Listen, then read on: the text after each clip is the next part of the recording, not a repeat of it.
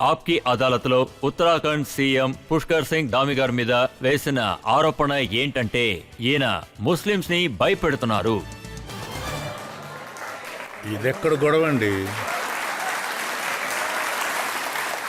ధామి గారు, చాలా ముస్లిం లీడర్స్ ఉన్నారు. తోఫీ రజా సార్ ఉన్నారు, మౌలానా అర్షద్ మదనీ గారు ఉన్నారు, ఇలా చాలా మంది. అందరూ ఏమంటున్నారంటే ఎన్నికలు వస్తున్నప్పుడల్లా అప్పుడు ధామి గారు ఏదో ఒకటి చేస్తున్నారు, ముస్లిం వాళ్ళ అందరి మనసులోనూ భయాన్ని సృష్టిస్తున్నారు, అలా ఏదో ఒకటి చేస్తున్నారు అంటున్నారు. ఇప్పుడు మీరు ఏం చేస్తున్నారంటే యూనిఫామ్ సివిల్ కోడ్ ని తీసుకొచ్చారు. ఉత్తరాఖండ్లో 2022లో స్టేట్ ఎలక్షన్స్ జరుగుతూ ఉన్నాయి. ఆ సమయంలో అక్కడ ఉత్తరాఖండ్ ప్రజల దగ్గరికి మేము వెళుతున్నప్పుడు మేము మా ఉద్దేశాలు చెప్పాం, మా ఆశయాలు కూడా వివరించాం. ఒకవేళ వేరే కొత్త ప్రభుత్వం వచ్చిందంటే మేము ఉత్తరాఖండ్లో ఖచ్చితంగా యూనిఫామ్ సివిల్ కోడ్ తీసుకొస్తాం, అమలు చేస్తాం. అందుకోసం ఒక కమిటీని కూడా నియమిస్తాం. దాని వెనుక ఉన్న కారణాలు కూడా మేము చెప్పాం. కారణం ఏమిటంటే ఉత్తరాఖండ్ దేవుడుండే ప్రదేశం. ఉత్తరాఖండ్లో చార్ధామ్ ఉంది, అంతేకాకుండా గంగా ఉంది, యమునా నది యొక్క జన్మస్థలం ఉంది, ఉత్తరాఖండ్లో ఆది కైలాష్ ఉంది, మహారుషులు ఉండే ప్రదేశం కూడా. ఒక్కొక్క కుటుంబం నుంచి ఎవరో ఒకరు ఆర్మీలోనూ ఉన్నారు, ఆర్మీ ఫోర్సెస్లో ఉన్నారు. కొందరు దేశం లోపల, కొందరు దేశం బయటే ఉండి సేవలు అందిస్తూనే ఉన్నారు. నేను ఉత్తరాఖండ్ ప్రజల ముందు చెప్పింది ఏమిటంటే ఇండియా యొక్క కాన్స్టిట్యూషన్ 44 ప్రకారం ప్రజలందరికీ కూడా చట్టం ఒకటేనన్న విషయం నేను బాగా కరెక్ట్గా చెప్పాను. ఆ విషయంలో నేను చాలా స్ట్రిక్ట్గా ఉన్నాను. అంతేకాకుండా ఉత్తరాఖండ్లో ఉన్నవాళ్లు ఏ సంఘం వాళ్ళైనా పర్వాలేదు, ఏ జాతి వాళ్ళైనా పర్వాలేదు, ఏ మతానికి చెందిన వాళ్ళైనా కూడా పర్వాలేదు, అందరూ సమానమైన చట్టాన్ని తీసుకొస్తాం. దాంతోపాటు అలాగే ఉత్తరాఖండ్ ప్రజలు మమ్మల్ని బాగా ఆశీర్వదించారు. మా ప్రభుత్వం పరిపాలించే అవకాశాన్ని వాళ్ళు ఇచ్చారు. మేము ప్రజలు చేసిన వాగ్దానాలని ఏవైతే చెప్పామో చేసిన వాగ్దానాలని నెరవేర్చేశాం. ఇంక మేము భయపడాల్సిన అవసరం ఏముంది? మీరు ఇచ్చిన మాటని మీరు కాపాడుకున్నారు, కానీ వాళ్ళ మనసులో ఉన్న భయం ఏంటో నేను మీకు చెప్తాను. మౌలానా మదనీ గారు ఇప్పుడు ఏమంటున్నారంటే మీరు తీసుకొచ్చిన ఆ యూసీసీ ఇస్లాంకి వ్యతిరేకమైనది. మీరు యూసీసీని తీసుకొచ్చారు, మా మతపరమైన ఆరాధనకి అడ్డుగా ఉంది. చూడండి రజత్ సార్, నేను చెప్పదలుచుకున్నది ఏంటంటే ఎవరినీ కూడా ఎదిరించకూడదు. ఇస్లాం మతంలో ఏమి రాసుందో వాళ్ళు పెళ్లిళ్ళు ఏ పద్ధతుల్లో చేస్తారో ఆ పద్ధతిలోనే పెళ్లిళ్ళు చేసుకోవచ్చు. ఒకవేళ నికా చేస్తే అక్కడ నికా కూడా చేసుకోవచ్చు. హిందూ ఆచారం ప్రకారం 7 సార్లు తిరిగి అగ్నిగుండం ముందు పెళ్లి జరగాలి అంటే అది అలాగే జరుగుతుంది. క్రిస్టియన్స్ లో హోలీ మ్యారేజెస్ జరుగుతాయి. మన సిక్ మతస్థులాగా కరోజు పద్ధతుల్లో కూడా పెళ్లిళ్ళు జరుగుతాయి.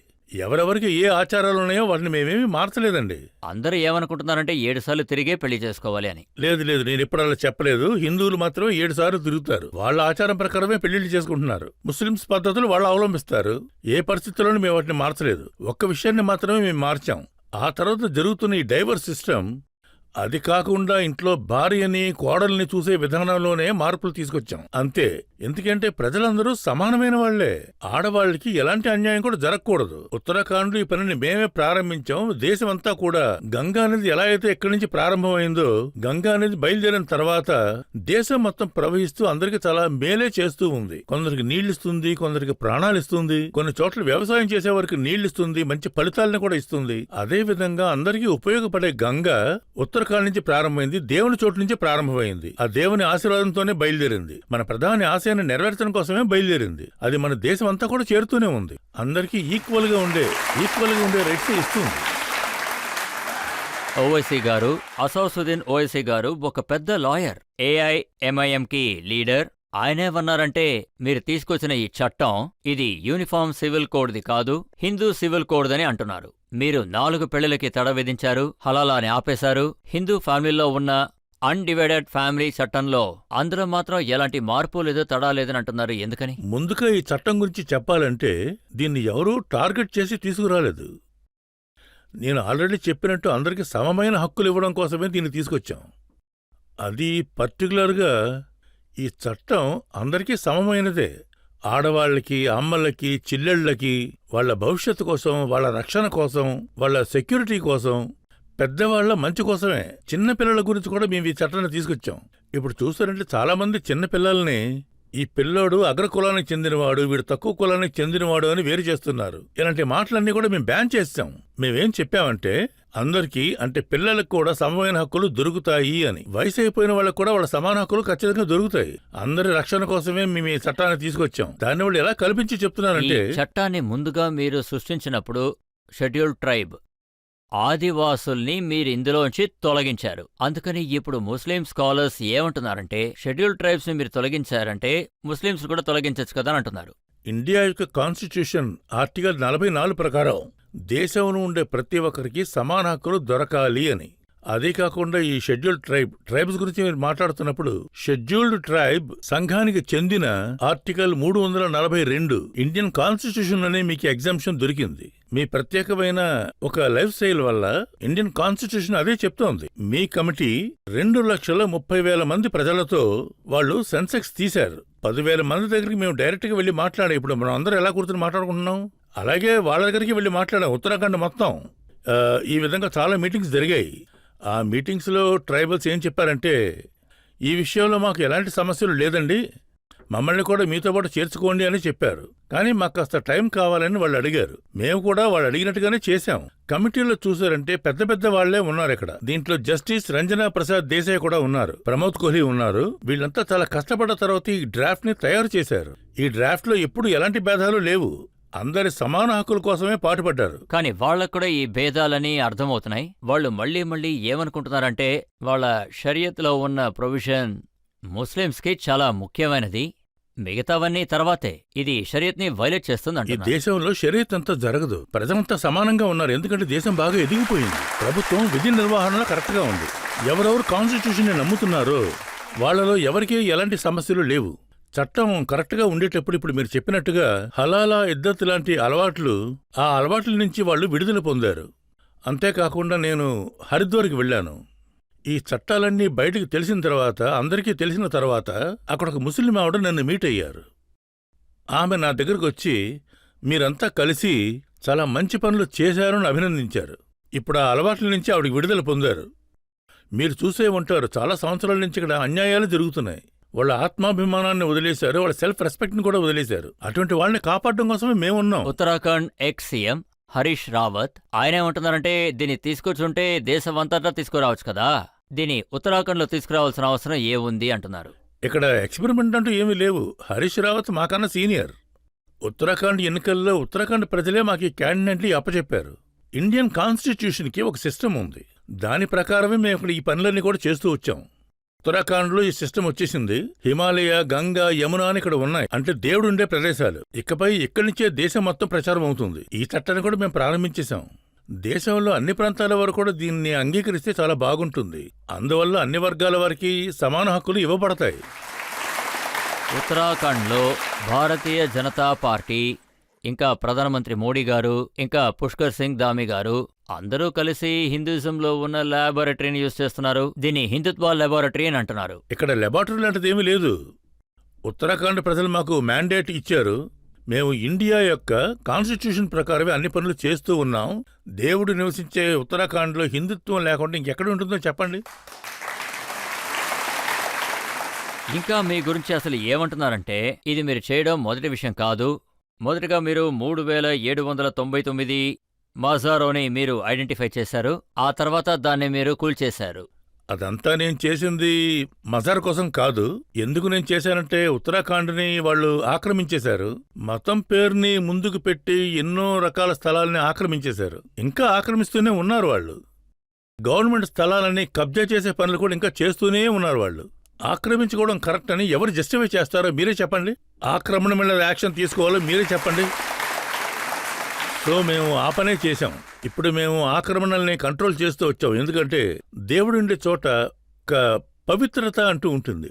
నేను ఉత్తరాఖండ్కి చేరిన ఏ ప్రజలైనా సరే, దేశంలో వాళ్ళు ఏ మూలకి వెళ్ళినా సరే, ఒకవేళ వాళ్ళు నేను ఉత్తరాఖండ్ నుంచి వచ్చాను అని చెప్పినా వాళ్ళని జాగ్రత్తగా చూసుకోవడానికి ఒక చూపు జనాల్లో మారిపోయింది. వాళ్ళ మనసులో ఒక భక్తిభావం ఏర్పడుతుంది. వాళ్ళ మీద ఒక నమ్మకం కలుగుతుంది. దేవుడి దగ్గర నుంచి వచ్చిన ఒక మనిషిగా చూస్తారు. దేవుడి దగ్గర నుంచి వచ్చాడు. సో దేవుడు ఉన్న చోటు ఒక పవిత్రమైన స్థలం. నేను ఒక ఉద్దేశంలో చాలా కరెక్ట్గా ఉన్నాను. ఈ దేవుని స్థలాన్ని చెడగొట్టాలని ఎవరు ప్రవర్తించినా నేను చాలా స్ట్రిక్ట్ గా ఉంటాను. మీరు చూడటానికే అమాయకుల్లా ఉన్నారు, కానీ మీరు అలా కాదని నాకు అనిపిస్తుంది. ఎందుకంటే మీరు ఆక్రమిస్తున్నారని చెప్పారు. ఈ ఆక్రమించడం మీకు మజారాలో మాత్రమే కనిపించిందా? దీనికి మీరు ఇచ్చిన పేరేంటంటే ల్యాండ్ జిహాద్. ఇంతకు ముందే చెప్పాను, ఇలాంటి చాలా చోట్ల ఉన్నాయి. అక్కడ నేను ఇంకొక విషయం చెప్తాను. ఈ ఉత్తరాఖండ్ని చూసారు, అక్కడ అందరూ సహోదర భావంతో అందరూ ఒక సోదరిమణులకే మెలుగుతారు, చాలా అభిమానంగా మసలుకుంటారు. కానీ ఆక్రమణలు చేసే వాళ్ళని మాత్రం ఎవరు ఎదిరించి నిలబడలేరు. ఆ ప్రదేశాల్లో మజార్లు కట్టారు, మజార్లన్నీ పడగొట్టేశాం. అవి గవర్నమెంట్ ప్లేసెస్లో ఉన్నాయి, రెవెన్యూ ప్లేసెస్లో ఉన్నాయి, సీచాయి విభాగాల్లో ఉన్నాయి, పీడబ్ల్యూడీ ఉన్న చోట్ల ఉన్నాయి. గవర్నమెంట్ ఉన్న స్థలాల్లోకి వెళ్ళి కింద తవ్వి చూస్తే అసలేమీ లేదు అక్కడ. మజార్లన్నీ ఎక్కడ కడుతున్నారు? ఇదంతా ఆక్రమించుకున్నందువల్లే. అందువల్ల దీనికి ల్యాండ్ జిహాద్ అని పేరు పెట్టాను. మీరందరూ కలిసే ఉన్నారని అన్నారు. వాళ్ళందరూ ఎలా కలిసి ఉన్నారో నేను చూశాను. ఒక మస్జిద్ని, ఒక మజ్రాని మీరు పడగొట్టేశారు. ప్రజలు ఎలా రగిలిపోయారో నేను చూశాను. అద్వానీ యొక్క కేసు కూడా ఒక ఆక్రమణకు సంబంధించిన కేసే, అది మాత్రం నిజం. అదీ కాక ఈ లీగల్ ఆక్రమణల్ని నివారించడం కోసమే, మేము నిరోధించడానికి మాత్రమే అక్కడికి పోలీస్ టీం వెళ్ళింది. అక్కడ లీగల్ టీం కూడా వెళ్లారు. వాళ్ల మీద అందరూ కూడా దాడి చేయడం జరిగింది. అక్కడ ఏమేమి జరిగిందో అన్నది అందరూ కూడా చూశారు. కానీ ఇలాంటి విషయాలు ఇక్కడి నుంచి ఉత్తరాఖండ్లో ఎట్టి పరిస్థితులను మేము జరగనివ్వము. నేను ఆల్రెడీ చెప్పాను, ఎవరైతే ఉత్తరాఖండ్లో ఎన్విరాన్మెంట్ ని చెడగొట్టాలని చూస్తున్నారో వాళ్ళ మీద మేము చాలా సివియర్ యాక్షన్ తీసుకుంటాం. ఇప్పుడు మేము యాక్షన్ తీసుకుంటూనే ఉన్నాం. పోలీసు వాళ్ళ పనులు వాళ్ళు చేసుకుపోతున్నారు. ఇన్వెస్టిగేషన్ జరుగుతుంది. ఎవరెవరు సస్పెక్ట్స్, అక్యూజ్లు వాళ్ళందరూ కూడా జైలుకి వెళ్ళిపోతారు. చట్టం తన పని తను చేసుకుపోతూ ఉంటుంది. దామి గారు, అక్కడ ఉన్నవాళ్ళు మాట్లాడింది నేను విన్నాను. వాళ్ళు ఏమన్నారంటే, ఈ కన్స్ట్రక్షన్ జరిగేటప్పుడు అడ్మినిస్ట్రేషన్ కి బాగా తెలుసు, గవర్నమెంట్ అడ్మినిస్ట్రేషనే అక్కడ కరెంట్ ఇచ్చింది, నీళ్లిచ్చింది, ఎవరికి ఏ అబ్జెక్షన్ లేదు. ఇప్పుడు ఎలక్షన్ వస్తుందనగానే దీన్ని చాలా పెద్ద ఇష్యూ చేశారు.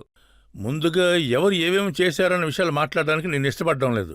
ముందుగా నేను చెప్పేది ఏమిటంటే, ఎవరెవరైతే తప్పు చేశారో వాళ్ళని సరిచేయాలి కదా. ఒకవేళ ఈ విషయంలో తప్పు జరిగింది అంటే దాన్ని అరికట్టాలి. అరికట్టడం కోసం మేము చేసే పనులు ఇవన్నీ. ఆ తర్వాత న్యాయస్థానంలో, హైకోర్టులో, సుప్రీంకోర్టులో, అన్ని కోర్టుల్లోనూ ఇది జరుగుతూనే ఉంది. సుప్రీంకోర్టు ఏ ఆర్డర్ ఇస్తే ఆర్డర్ ప్రకారమే గవర్నమెంట్ పనిచేస్తుంది. ఇండియా కాన్స్టిట్యూషన్ ప్రకారం, ఇండియా సిస్టమ్ ప్రకారం ఈ సిస్టమ్ ఇలాగైతే నడుస్తూ ఉందో చట్టాన్ని ఎదిరించే పని ఇక నుంచి ఎవరు చేయరు. ఇంతకుముందు వాళ్ళు చట్టవిరుద్ధంగా చేశారు. చట్టం గురించి బాగానే తెలుసు. ఏ విషయాన్నైతే మీరు మా నుంచి లాక్కోవాలని చూస్తున్నారో అది మాది, ఆ మస్జిద్ మాది. ఏం జరిగినా సరే దీన్ని వదిలిపెట్టే ప్రసక్తే లేదని అని అంటున్నారు. మసూది కావచ్చు, దేవాలయం కావచ్చు, గురుద్వార్ కావచ్చు, మనందరికీ కూడా ఇవన్నీ చాలా ముఖ్యమైన విషయాలు కదా. కానీ ఇవన్నీ నిర్మించడానికి సరైన స్థలాలు ఉండాలి కదా. ఏ స్థలంలో నిర్మించాలని నిర్ణయిస్తారో ఆ పద్ధతిలోనే కట్టాలి. ఆక్రమించే విధంగా కట్టకూడదు. అది కరెక్ట్ అని ఎవరు కూడా అనరు. తప్పైన స్థలాల్లో కట్టి ఉంటే అప్పుడు అది ఆక్రమణ లెక్కలోకే వస్తుంది. ఆక్రమణ చట్టం వాళ్ళ మీద దాడి చేసి తీరుతుంది. అదే నిజం. మీకు తెలుసా లేదా మీకు ఎవరైనా చెప్పారా? మీరు ఉత్తరాఖండ్ చీఫ్ మినిస్టర్ అయిన తర్వాత ఉత్తరాఖండ్లో డెమోక్రసీ మారిపోయింది, ఇది మీకు ఎవరైనా చెప్పారా? అక్కడ పెద్ద సంఖ్యలో ముస్లిం పాపులేషన్ కొంచెం కొంచెంగా తగ్గుతూ వస్తుంది. అక్కడున్న ముస్లింస్ అందరినీ తరిమేయాలి, అందుకే మీరు ఇది ప్రారంభించారా? చెప్పండి. అక్కడుండే డెమోక్రసీ కూడా చేంజ్ అయిపోయింది. ఉత్తరాఖండ్ యొక్క కల్చర్ పద్ధతుల్ని కాపాడే పనులు కూడా జరుగుతున్నాయి. నేను ఒక అభిప్రాయానికి చాలా స్ట్రిక్ట్గా వచ్చేసాను. ఈ దేవుని స్థలాల విషయాల్లో మేము చాలా స్ట్రిక్ట్గా ఉంటాం, ఏది వదిలిపెట్టాం. డెమోక్రసీని ఎప్పుడు కూడా మేము మార్చడానికి అసలు ఒప్పుకోం. ఉత్తరాఖండ్ ప్రజల యొక్క హక్కులని ఎట్టి పరిస్థితుల్లోనూ ఏవైనా సరే మేము వదిలిపెట్టాం. అందుకే కదా మేమంత పాటుపడుతున్నాం. సల్మాన్ ఖుర్షద్ కోర్టుకి వెళ్లి డెమాలిషన్కి ఇంకా ఆక్రమించుకోవడానికి స్టే తీసుకున్నారని నేను విన్నాను. అది కోర్టులో ఇంకా కేసు జరుగుతూనే ఉంది కదా. ఆ విషయంలో కోర్టు ఎలాంటి తీర్పు ఇంకా ఇవ్వలేదు. అంతేకాకుండా న్యాయస్థానం ఏమైతే తీర్పు ఇస్తుందో ఆ ప్రకారమే మేమందరం నడుచుకుంటాం. కోర్టు యొక్క ఆర్డర్స్ ని ఆచరించే కదా మేమందరం చేస్తాము. మేమంతా సిస్టమ్ని పగలగొట్టే మనుషులం కాము, చట్టాన్ని మీరే మనుషులం కాము. మేము చట్ట ప్రకారం నడుచుకుంటాం. చట్ట ప్రకారమే కదా మేము పనిచేస్తూ ఉన్నాం. ఉత్తరాఖండ్లో మీ పార్టీ గవర్నమెంటే ఇంతకు ముందు ఉండేది. ఇప్పుడు మీరు ఇల్లీగల్ ఎంక్రోచ్మెంట్ గురించి చెప్పారు. అయితే ప్రజలు ఏమంటున్నారంటే, ఇప్పుడు మీరు తీసుకున్న ఈ సివియర్ యాక్షన్ ఇంతకు ముందు ఎందుకు తీసుకోవట్లేదని అందరూ అంటున్నారు. అది మాత్రం కాకుండా జనాలు ఏమంటున్నారంటే, అక్కడున్న సోషల్ ఫ్యాబ్రిక్ చెడగొట్టాలని మీ ఉద్దేశం అంటున్నారు. అందుకు మీ సమాధానం ఏంటి? ఒకవేళ ఎవరైనా ఇంతకు ముందు తప్పు చేసి ఉండుంటే మనం అందరం కొత్త వాళ్ళం కదా. మనం అందరం ఐకమత్యంతో దీన్ని మార్చడం మన బాధ్యత కదా.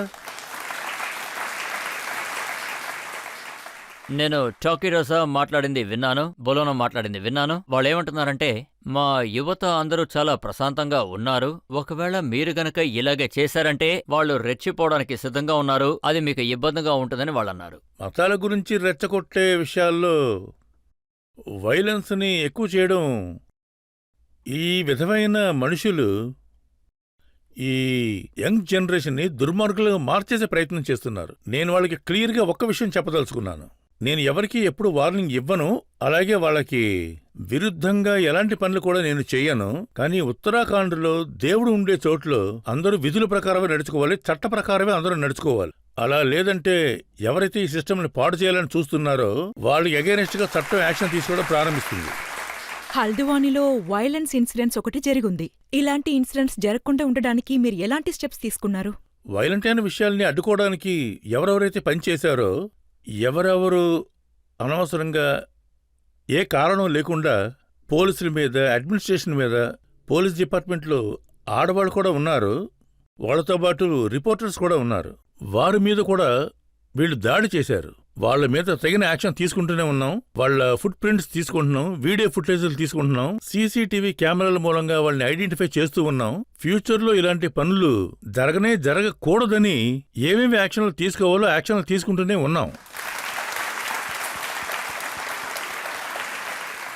ఉత్తరాఖండ్లో మన ముస్లిం బ్రదర్స్ అండ్ సిస్టర్స్ ఉన్నారు. వాళ్ళందరూ భయపడుతూనే బతకాలా? అలా అంతా ఏం లేదు సార్. నేనేం చెప్పానంటే ఉత్తరాఖండ్లో అందరూ సహోదర భావంతోనే జీవిస్తున్నారు. నేను రీసెంట్గా హరిద్వార్లో ఉన్నాను. అక్కడ చాలామంది ముస్లిం సహోదరిమణులు చాలా పెద్ద సంఖ్యలో, అంటే 50, 100, 200, 300 నేను చెప్పట్లేదు, వేల కొలది ఆడవాళ్లు అక్కడికి వచ్చారు. ఇదొకటి చాలు కదా. అందువల్ల ఎంతో మంది అర్థం చేసుకుంటారు కదా. మానవత్వంతో పనిచేసేవారు, మంచి మంచి పనులు మాత్రమే చేసేవారు, ఆ ప్రాంతాన్ని డెవలప్ చేయడం కోసమే కాంట్రిబ్యూట్ చేస్తున్నారు. విధుల ప్రకారం నడుచుకునే వాళ్ళు ఉన్నారు, చట్ట ప్రకారం పనిచేసే వాళ్ళు కూడా ఉన్నారు. వాళ్ళకి ఉత్తరాఖండ్లోకి ఏ సమస్యలు రావు.